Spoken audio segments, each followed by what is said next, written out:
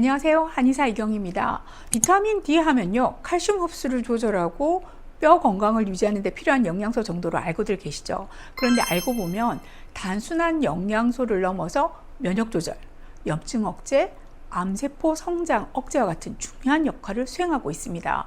그래서 암케어를 하는 여러 병원들에서는 환자의 혈중 비타민 D 농도를 체크하고 정기적으로 보급하도록 노력하고 있죠. 네, 맞습니다. 자, 오늘 주제는요, 암 환자에게 있어서 비타민 D가 중요한 이유인데요.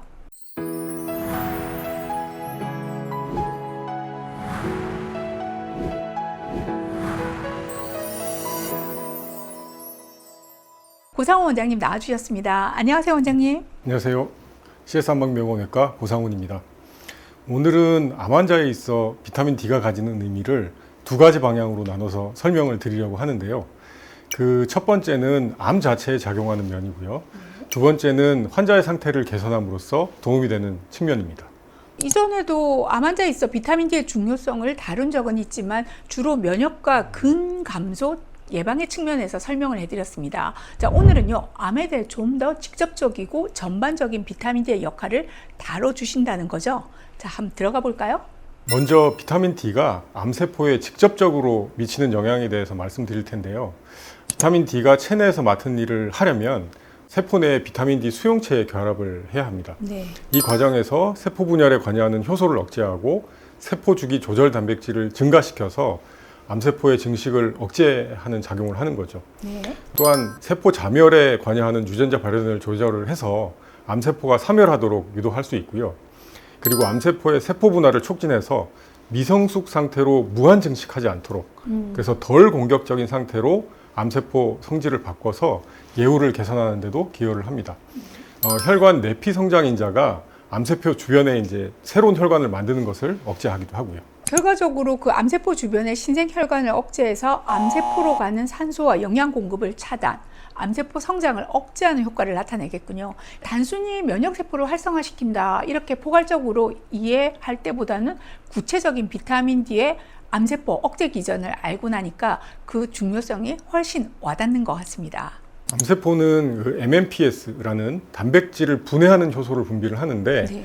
이 효소의 작용을 통해서 조직을 뚫고 퍼지는 능력을 갖추게 되죠. 그런데 비타민 D가 이 효소를 억제를 해서 암세포가 주변 세포에 침윤되는 것을 막는 역할을 합니다. 그리고 이 카드헤린이라는 단백질을 증가시켜서 세포 간 결합력을 강화시키는 작용도 하는데요. 이것은 이제 암세포가 쉽게 전이하지 못하도록 하는 결과로 작용하게 됩니다.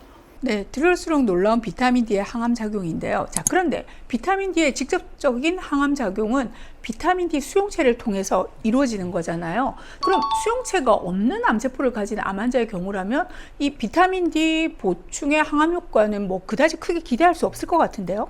세포 분열 억제나 세포 사멸 유도 같은 직접적인 항암 효과를 기대하기 어려운 것은 맞습니다. 네. 그럼에도 불구하고 암 환자에게 있어 이제 비타민 D의 효용성은 여전히 다양하게 고려를 해볼 수 있는데요.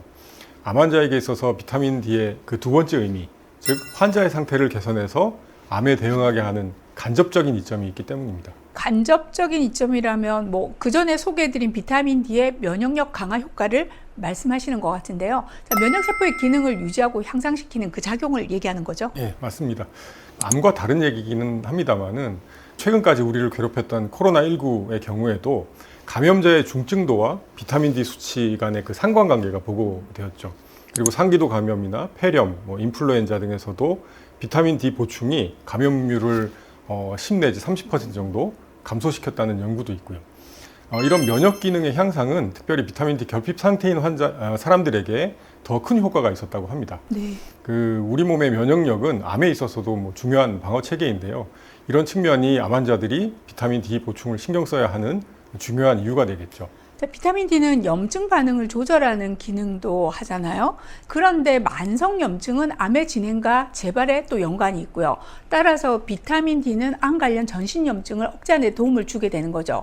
또 빠뜨리면 안 될 부분이 전현 원장님 강조해 주셨듯이 비타민 D는 근감소를 예방하고 근육 기능과 균형 감각에 도움을 줘서 낙상 위험을 줄이고 일상생활 유지하는 데도 기여합니다. 네, 또 있습니다.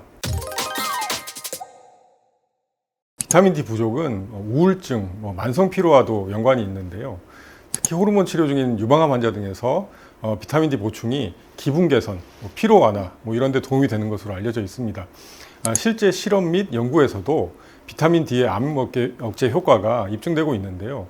비타민 D 수치가 높은 사람들이 암 발병률이 낮았다는 결과가 있고요. 네.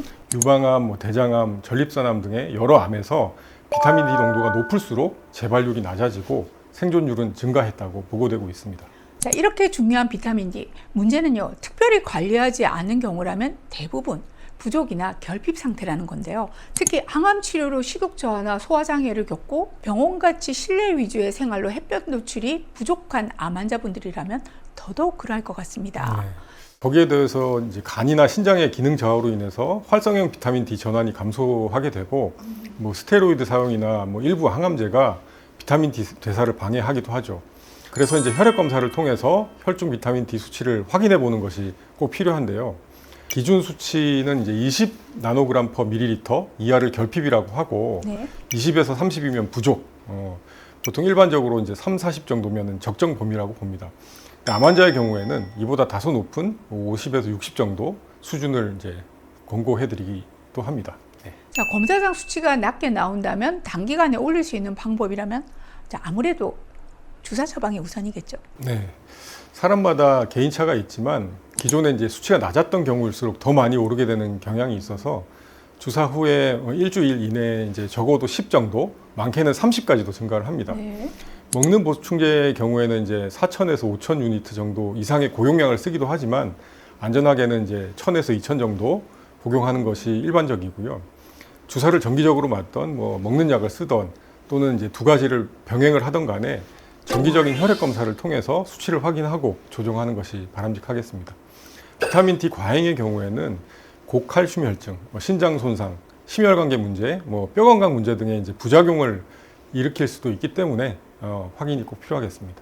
비타민 D는 암 환자의 면역력, 항암 작용, 염증 조절, 그리고 근육 건강과 정서 관리 등 다양한 측면에서 긍정적인 영향을 줄 수 있는 핵심 영양소입니다.